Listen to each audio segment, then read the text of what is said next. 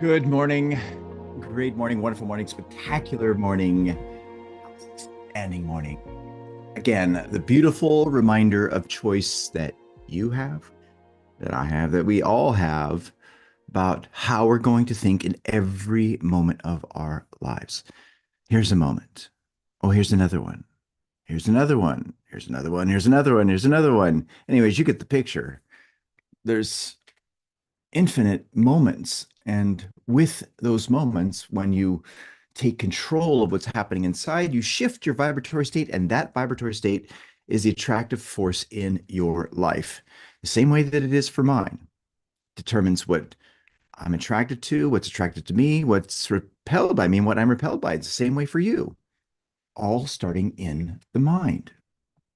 If you want to change your life, change how you're thinking. It's that simple. Now, does that mean it's easy? No, it doesn't, because of these things called paradigms. With that being said, when you understand it, it makes it a whole lot easier to go through that struggle. Remember, when you struggle, it's because your conditioning does not recognize the conclusion. Just because your program that's running, that's being run by your subconscious mind, is not familiar with the change you're seeking. Of course, you're going to go through struggle when you're tapping into something that you haven't done before. But see, understanding that helps to go through it. And what's beautiful is when you continue to press forward, to have the fear, but do it anyways, and move through that fear because you understand what's going on inside, you know what happens? The transformation happens quicker. And that's what we want you to get. We want you to understand this power that you have inside of you and to understand where the primal cause is. And remember, it's all in mind. Let's all type that in the comments. Everything starts in the mind. Everything starts in the mind. Change what's happening in your mind, you'll change the results of your life. Again, it's really simple. It's not easy though, but that's okay. This is why we have this container. This is why we have the structure we have. This is why Dolly and I do this. We went through it ourselves. We're still going through it in other areas of our life. With that being said, with the new changes that we're going through, but the thing is, it's a lot easier because we understand the principle and we work with it. That's what Bob taught us, and this is what we want to teach to you, is what we want you to get for you. All right, so you ready to dive into what we've been studying, which is this beautiful book, The Secret of the Ages? And by the way, if you don't have a copy of this, do get a copy of it. And when you get it, yes, read it. Yes, study it. Yes, underline it. Yes, highlight it. Yes, even memorize it. But beyond all of that, more importantly, apply it practically in your life. Remember, knowledge. Look, there's a lot of knowledge, there's a lot of information. Stuff that I'm saying, knowledge and information, all of it is passive, it's static. It's passive static energy. It has no power in and of itself. The only way that it has power is when it's shifted to be dynamic. In other words, there's got to be movement. So, with that, let this move around in you, in your mind, and make it how you're going to think. Because if you do, you'll see the change. And by the way, remember, this is for everything. Everything's delivered the same. All right, you guys ready?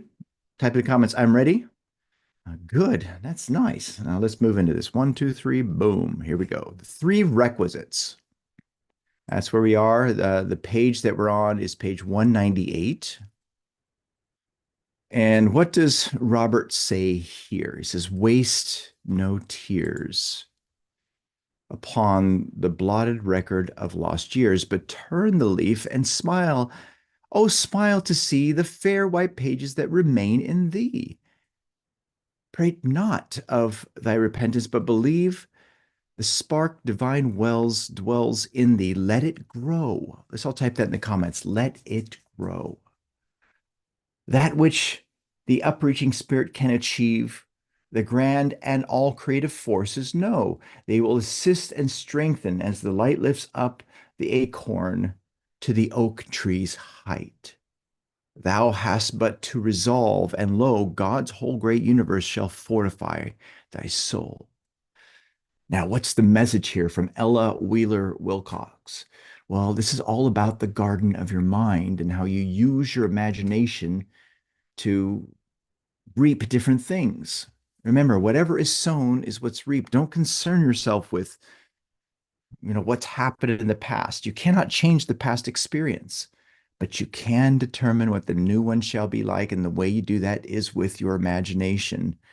And it's to operate with the principles. Now, think about that. No matter what you're going through right now, no matter what your results are, no matter what's been happening in your life, none of that matters unless you make it matter, unless you give that life. And when you do, by the way, that reinforces the pattern, it reinforces the belief that's caused that. And guess what gets delivered from there? More of the same. Is more of the same what you want? No, it isn't.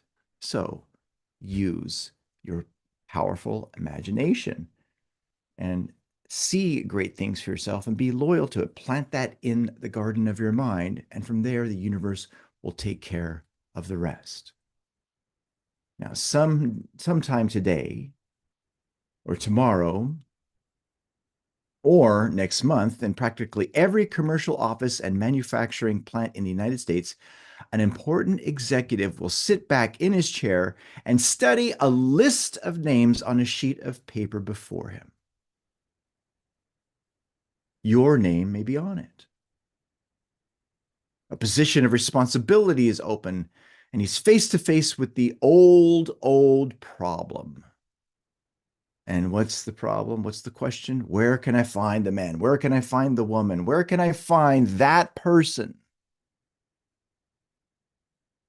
You know, that's what companies are looking for. They're looking for that person. They're looking for that one that can help them to be more, do more, have more, that can help the company to grow.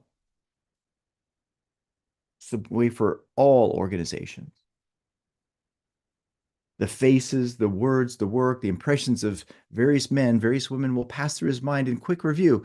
What is the first question he will ask concerning each? Which man, which woman, which of these is strongest on initiative? Which one can best assume responsibility? Which one is it? It's a whole stack of resumes, a whole stack of names, which there's the description there.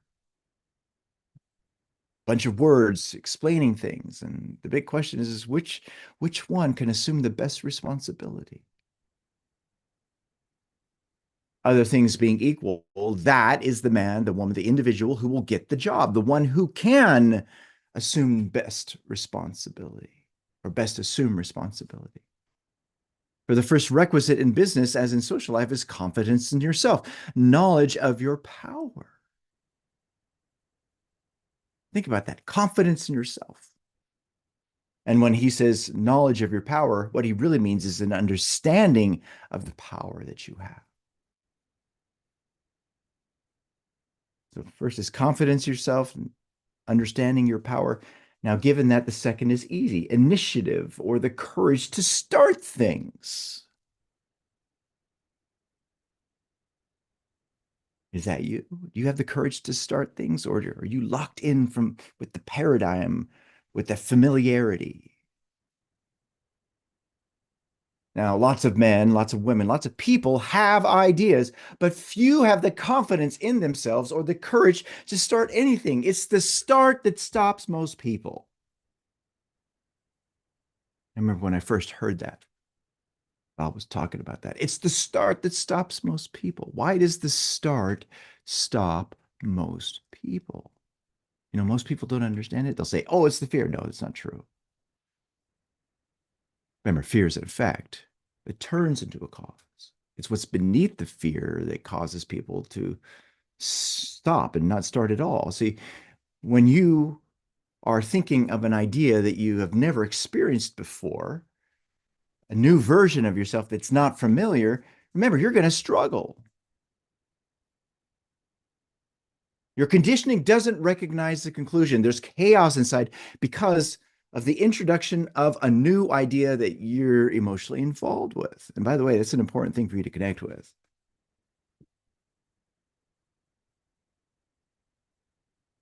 Because without the introduction of an idea that you were emotionally involved with, there would be no friction. If it was just something intellectual, there wouldn't be anything to combat against what the old program was or is. See, the chaos is actually proof that transformation has begun. We wrote about this beautifully in chapter 18 of Emergence. It's an incredible chapter. But see, that discomfort is very uncomfortable, especially if it's a very big thing that you're acting on, a very big idea. With that being said, because people don't understand that, they don't start. They don't move ahead with it. They don't have the courage. They don't have the understanding. Everything that we teach here at Elevitality, what we've learned is about helping you to develop that courage. And the best way for you to connect with that courage is have a very clear vision of what you would love and then be loyal to that. And from there, boom, study and apply all of the other stuff. But from there, you move forward when you connect with that. The whole point being is that, again, there are lots of people who have ideas, but very few act on them because of a lack of confidence in themselves and a lack of courage. Well, be not that person. Stand firm and strong. Oh my gosh, you are a magnificent creative being. You're the offspring of a deathless soul. You have within you enormous powers to accomplish incredible feats. It's just a matter of you using those powers and waking up to that light that you are.